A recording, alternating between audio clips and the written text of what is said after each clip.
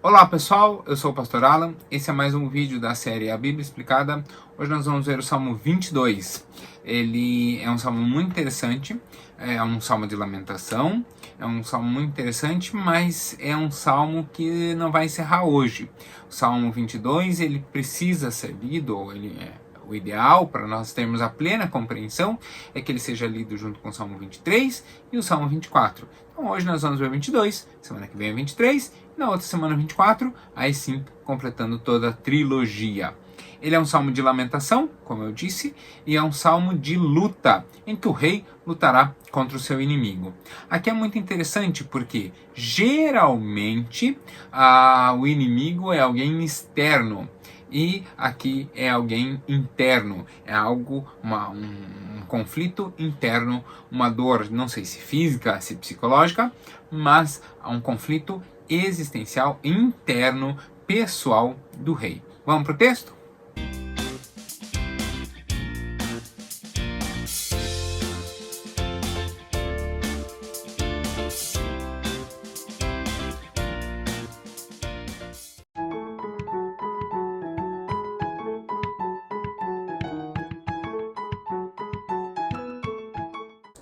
Salmo 22, então, diz assim: meu Deus, por que me abandonaste? Peraí, você já ouviu alguém dizendo isso? Sim, esse, além de ser um salmo de lamentação, é também um salmo messiânico. Jesus cita essas palavras, você pode ver isso em Mateus 15. Jesus cita essas palavras, né? Lá na cruz, Jesus recita: meu Deus, ou Deus meu, por que me abandonaste? Então, Jesus recita um salmo na sua última hora. E aí continua, então, o texto dizendo assim: meu Deus, por que me abandonaste? Porque está tão longe de salvar-me, tão longe dos meus gritos de angústia.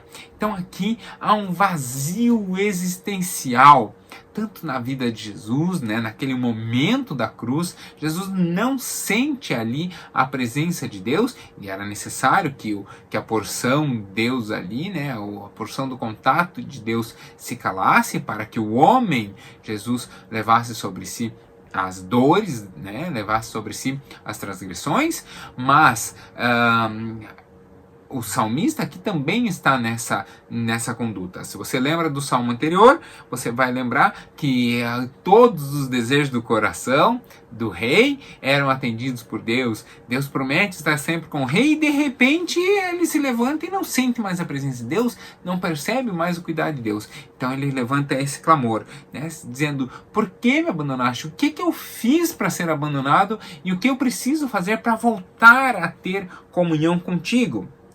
A ideia aqui é exatamente o restabelecimento da conexão com Deus. Versículo 2: eu clamo de dia, mas não respondes. Eu clamo de noite e não recebo alívio. Ou seja, se é para orar de manhã, eu oro de manhã e não dá certo. Se é para orar alta madrugada, eu oro alta madrugada e não dá certo. Nada do que eu faço, eu sigo a tua lei, eu sigo os teus passos e nada disso está dando resultado. O que está acontecendo?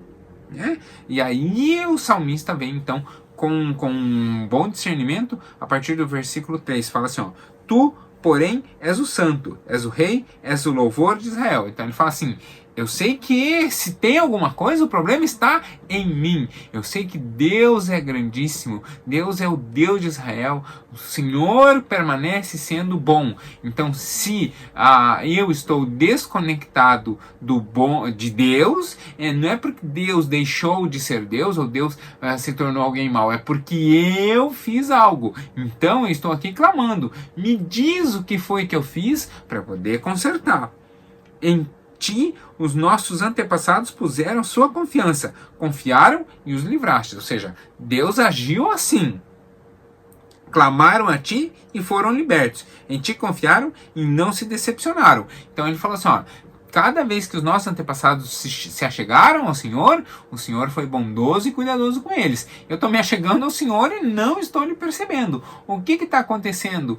Quem sou eu para que isso aconteça? E aí o versículo 6 vai então responder: Eu sou verme e não homem, sou motivo de zombaria e objeto de desprezo do povo. Né? Então ele está falando assim, olha, eu não estou sendo honrado pelo povo, e eu sou rei porque o Senhor me ungiu como rei. Então, o que está acontecendo? Olha o que tem, olha, o versículo 7 vai dizer o que as pessoas fazem com o rei.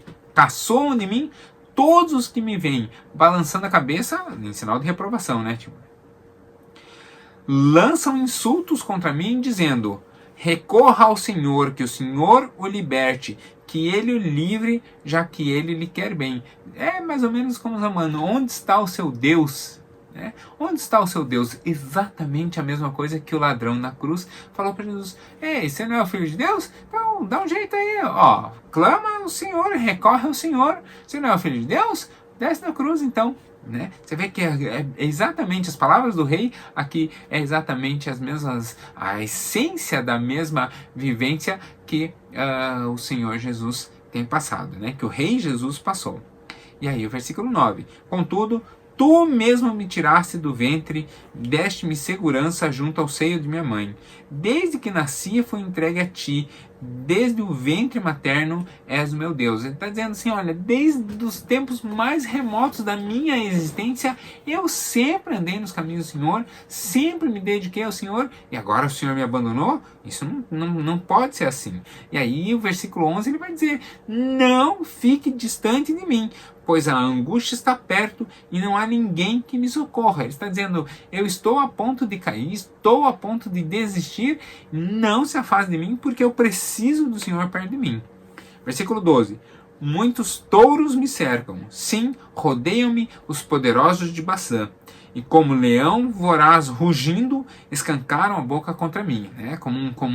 Acho que o exemplo mais próximo para nós hoje seria como um cão que rosna, né? Pronto para atacar. Ou seja, os meus inimigos estão olhando para mim e não têm medo de me enfrentar. O que ele está dizendo aqui com bois e leões é isso. Eles não têm medo de vir contra mim, porque eles olham para mim e veem um homem enfraquecido. E aí, como nós vimos antes, ao ver um rei enfraquecido, nós estamos vendo uma nação enfraquecida. Ao ver um rei fraco, nós estamos vendo uma nação fraca. Portanto, cuidar do rei é um jeito do Senhor cuidar de todo o povo. Ele está dizendo, meus inimigos estão olhando e não estão mais vendo um rei forte. Nós estamos a ponto de cair como nação. Olha o versículo 14, né? Ele ainda tenta. Como água me derramei, e todos os meus ossos estão desconjuntados. Meu coração se tornou como cera, derreteu-se no meu íntimo. Meu vigor secou como um caco de barro, e a minha língua gruda no céu da boca. Deixaste-me no pó, à beira da morte. Então ele está falando aqui que ele está acabado, arrebentado por dentro. E aqui é muito interessante, porque aqui a gente vê que a batalha dele é interna. Mas a gente não falou agora do leão e dos bois que estão por fora? Eles estão ao redor, observando e vendo que o rei está enfraquecido. Mas o que enfraquece o rei, é algo que está dentro dele, algo interno dele.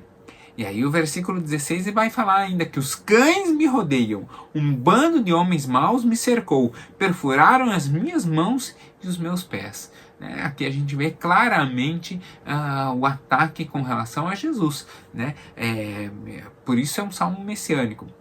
Posso contar todos os meus ossos, mas eles me encaram com desprezo. Dividiram as minhas roupas entre si e lançaram sortes pelas minhas vestes. Então aqui a gente vê literalmente, embora ele esteja falando no presente, a gente vê literalmente um texto profético, um texto messiânico, um texto que vai claramente apontar o que aconteceria depois com Jesus. E aí, tu porém, Senhor, não fiques distante. Ó minha força, vem logo em meu socorro. Então ele novamente clama ao Senhor. Ouve meu pedido, vem em meu favor, cuida de mim. Livra-me da espada, versículo 20. Livra-me da espada, livra a minha vida do ataque dos cães. Salva-me da boca dos leões e dos chifres dos bois selvagens. Então lembra que ele tinha falado do boi, o leão e os cães? Agora ele está dizendo, tudo isso que tem acontecido, o Senhor vai me livrar, livra-me disso. Tu me respondeste. Aí o versículo 22 é muito bonito. Proclamarei o teu nome a meus irmãos, na assembleia te louvarei. Louvem-no, vocês que temem o Senhor. Glorifiquem-no todos vocês, descendentes de Jacó. Tremam diante dele todos vocês, descendentes de Israel. Por quê? Porque Deus ouviu o seu clamor. Então ele vem com uma profundidade de dor, um sentido de abandono, um vazio existencial. A partir do versículo 22, começa a ascensão. Deus responde a ele, dizendo, então, que a glória de Deus está se estabelecendo ali, pois não menosprezou nem repudiou o sofrimento do aflito. Não escondeu do aflito o rosto, mas ouviu o seu grito de socorro. De ti vem o tema do meu louvor, na grande assembleia, na presença de todos os que te temem. Cumprirei os meus votos. Os pobres comerão até ficarem satisfeitos. Então, haverá fartura na mesa do pobre. Os pobres comerão até ficarem satisfeitos. Aqueles que buscam o Senhor o louvarão. Que vocês tenham vida longa. Todos os confins da terra se lembrarão e se voltarão para o Senhor, e todas as famílias da nação se prostrarão diante dele, pois o Senhor é o reino, ele governa as nações. Olha que legal. Então ele está dizendo assim, todos aqueles que se achegaram ao Senhor, ele respondeu, e respondeu generosamente, tanto que o pobre terá fartura sobre a sua mesa. Versículo 29 ainda vai dizer, todos os ricos da terra se banquetearão e o adorarão. Haverão de ajoelhar-se diante dele todos os que descem ao pó, cuja vida se esvai. A posteridade o servirá. Gerações futuras ouvirão falar do Senhor. E a um povo que ainda não nasceu proclamarão seus feitos de justiça, pois ele agiu poderosamente.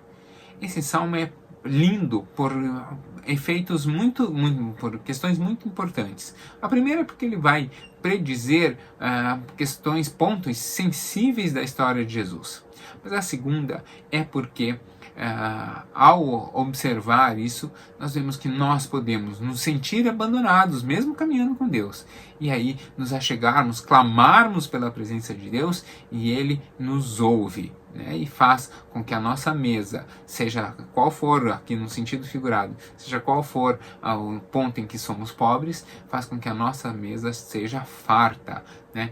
Deus nos enche naquilo que nós precisamos e naquilo que nós nos esvaziamos, aquilo que nós chegamos e rendemos ao Senhor, Ele recebe e multiplica sobre a nossa vida. Por isso tenha seu coração não voltado a receber as bênçãos de Deus, mas em engrandecer o Deus da bênção. E aí naturalmente as bênçãos de Deus fluirão sobre a sua vida. Legal esse texto? Pois é, mas eu falei que era uma trilogia. 22, 23 e 24. Esse é só o primeiro, o 22. Então, nós vamos continuar o 23 semana que vem. Esse 23 é bem conhecido, Mas semana que vem a gente faz a leitura e análise dele. Até lá. Tchau, tchau.